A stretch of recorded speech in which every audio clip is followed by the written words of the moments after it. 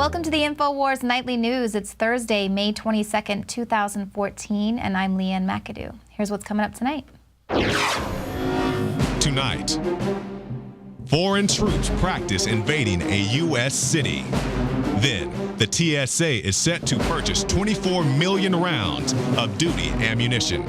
And police use Twitter for pre-crime investigations. That's next on the INFOWARS Nightly News.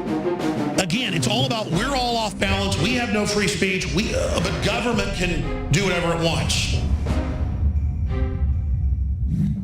Well, there was another urban warfare training exercise this week, but this one was a little bit different. It was international, just underscoring even further how the military is now under UN NATO control.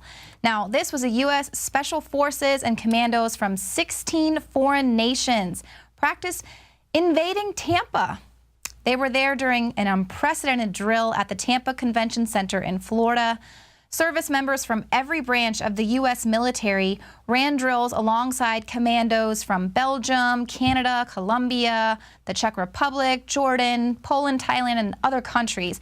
And the Tampa Tribune there tried to reassure residents who, might have been leading up to the event, saying, if you see military helicopters flying over downtown Tampa next Tuesday, it's not a sign that we are under attack by the Russians, the North Koreans, or the New World Order. They just had to throw that in there. Now, commandos were tasked with rescuing the Tampa mayor from violent extremists. They had helicopters, boats, military vehicles, and all were unloading blanks as teams worked to rescue the mayor. Now, you can see the onlookers there. The crowds were gathered around, cheering on the special forces. And, not to say that I wouldn't have wanted to see that either. I mean, the special forces are pretty badass, but basically it's just saying, look at all the foreign troops here in America. This is completely normal. One of the special forces guys there said, it's pretty unique for me because I don't normally have people seeing what I do. It's kind of special. And that's the thing that is so bizarre, because this is just adding to the growing number of these urban warfare training drills that we're seeing. It's concerning, of course, because the troops are being trained to see conservatives as domestic terrorists. Meanwhile, the public is now being acclimated to seeing troops and foreign troops jumping out of helicopters and rescuing people and shooting blanks out of boats and rescuing the mayor from all of these violent extremists. And we're seeing this in multiple cities everywhere, LA, Miami. It's happening everywhere. So it's basically acclimating the public to this presence. We've got, Homeland Patrols, the DHS, the TSA. Seems like we would be safer with all of these agencies, but more and more by the day, it seems like what's really happening is they are building a prison around us and just trying to warm us all up to the idea. Now, the question remains, why are they arming the TSA? Right? The TSA, it's not enough that they have their naked body scanners and their touchy-feely, grabby hands groping your kids through the line. Now they will be armed. According to a Fed BizOp solicitation, the TSA is requesting 24 million rounds of .357 SIG duty ammunition over a 5-year period. So, of course, this prompts the question, is the federal agency planning to arm its workers? Now, the request says an estimated quantity is approximately 4.8 million rounds of .357 SIG duty ammunition, totaling 24 million over the life of the contract, adding that the ammo will be used at DHS component locations nationwide. No offense to all of the TSA operatives out there. I'm sure that you are not all inept, but frankly, we can't even trust the TSA to go through our bags without stealing something, and a lot of them are convicted pedophiles, but now they're going to have guns while they pat us down. So either that or the some 4,000 air marshals that they have working with the TSA are going to be shooting a lot of rounds of ammo. So whatever it is, it's a frightening scenario. But again, they are loading up on the ammo, they are militarizing the local police force. Meanwhile, they're asking you and I to, well, right now they're asking, but they will be commanding you and I to give up our guns. saying that it's for our safety. Meanwhile, it's really just putting us in a more vulnerable position because, as we all know, cops will get there in minutes when seconds count. I agree with you, and I am on your side on this, but I'm just wondering if that's not an invitation to somebody with a gun. You want to sign up? I don't know. I want to think about it. I agree with you, but I'm not sure about the sign. For the purposes that you said. That was an anti-gun advocate refusing to advertise his home as a gun-free zone. I'm very much pro-gun, but I do understand that they're not for everybody. There have been various restaurants that have come forward to announce that firearms are not allowed in their establishments following open carry demonstrations. I would caution these establishments that a proudly gun-free zone in North Carolina was recently robbed at gunpoint. Looks like business as usual inside the pit as workers prepare for the arrival of diners. But they all know about last night's robbery by 3 men you see here wearing hoodies. The bandits showed pistols and assaulted 2 workers. Their boss says now, they're doing great. One of them actually did go to the hospital and was released. They took a good look at him. He's fine. Luckily, nobody was killed, but an employee was assaulted to the point of hospitalization. It's very much proof that men with intentions to do harm are not swayed away by signage. Moving out of restaurants and into the streets, an open carry group in Arlington, Texas is fighting for their First Amendment as well as their Second. The group was told that they could not hand out pocket constitutions to motorists who were not, quote, lawfully parked, which means that they couldn't go to places like intersections where people often donate to churches and also provide means to the homeless. So if you can't hand out a constitution in the United States of America, how many freedoms do you really have? But that's what they want you to do. Just give up your guns and they'll take care of you. They just want you to submit and obey. And in fact, it's not just submitting that they want you to do. They want you to join them. See something, say something. And now they're hoping that you just offer up your information freely. Now, more and more police are turning to social media to help solve the crimes and nab the bad guys in pre-crime prevention. The officers are urging departments to utilize services like Twitter as tools for this pre-crime prevention. One quote out there is that Twitter is seen as the new police scanner, and this is according to a crime analysis unit manager in Jacksonville. He said, of course, they have no reservations about violating people's privacy as all that information is uploaded voluntarily by users. He said, we're not sabotaging people's privacy. They're throwing it out there. Now, statistics show that courts favor social media evidence when provided as justification for probable cause, with up to 87% of search warrants holding up in court. So basically, the cops are able to take your tweets and take it to a court and get a search warrant to search your home.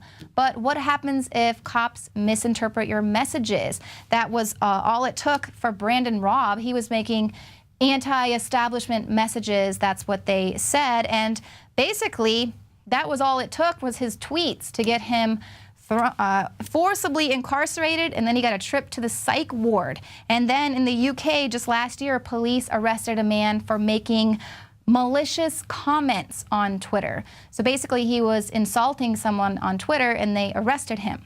Now, I have got quite a few Twitter trolls that need a trip to the psych ward, or I'm sure the cops would love to get their hands on them, but I just ignore them.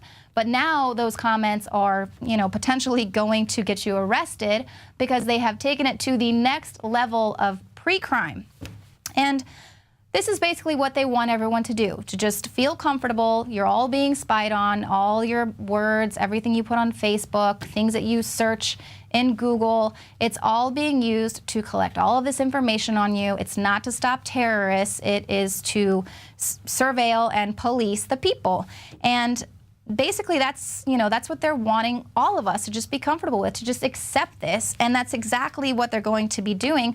Cops want your information for pre-crime. Corporations want all of that information so they can send you advertising, so they can make money off of all of the information that you put out there in public or that you use in the privacy of your own home. Now, Google is anticipating selling ads to refrigerators, cars, and more. Now, what do you think? They were just going to give you those hands-free cars and not bombard you with advertising? Now, a letter that was made public this week details how Google, they justified not disclosing the revenue that they've generated from their mobile devices just yet, because the so-called mobile category is shifting and it's in the process of changing every day. So basically what that means is that Google's services and ads might span just about every kind of hardware with a display and internet connection. Google has stated in plain English that it does see a future where it could be serving ads on thermostats as well as refrigerators, car dashboards, glasses, and watches, which is of course only a partial list of the places that it imagines its advertising content will appear in the future. Now, Google followed up with this, clarifying, saying, we purchased Nest earlier this year, and this report came out.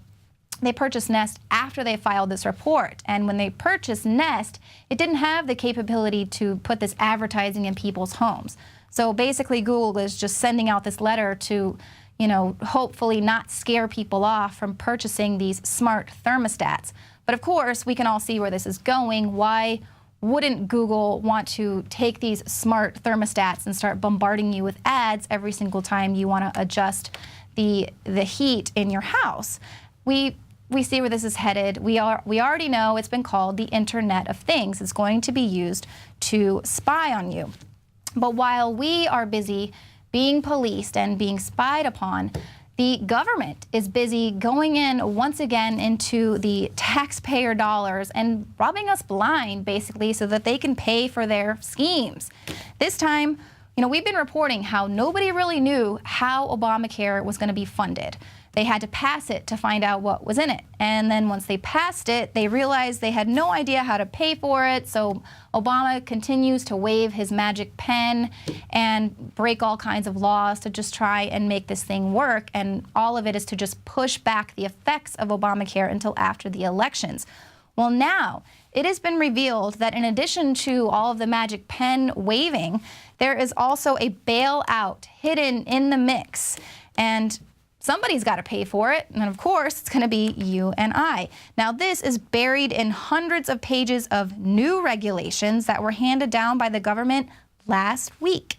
The Los Angeles Times says the Obama administration has quietly adjusted key provisions of its signature health care law. What did they do? They're going to give billions of additional dollars to health insurance corporations. The move, of course, is part of an effort to hold down premium increases ahead of congressional elections later this year. Listen, everyone saw this coming. The language was buried, but it's very hard to ask someone to take on an unknown, uncapped expense if you're not going to pay them back. So sure, the money has to come from somewhere. Somebody's got to pay for it, right? That was Ari Gross. He is an insurance broker. And, basically he's saying that insurance companies are working to set their premiums now for 2015.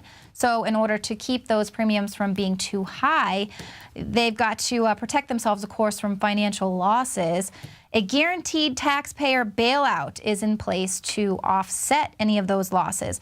Con Carroll for townhall.com writes, Obama is essentially subsidizing health insurance company efforts to gain market share by underpricing their product at taxpayer expense. So once again, it's a move to stave off the sticker shock that America is going to be facing until after the elections. Because, of course, if Republicans win control of both houses of Congress, Obamacare could be repealed. Now, whether or not that's going to happen remains to be seen. But, we've had delays in employer mandates with a $1 billion website debacle. Of course, now we have this taxpayer bailout of the insurers. Eventually, we are going to have to face the effects of this Affordable Care Act. But all of this posturing really just goes to show how much the Obama administration really cares about fixing this thing. They just keep slapping Band-Aids on every time something pops up that all the kinks they hadn't worked through yet.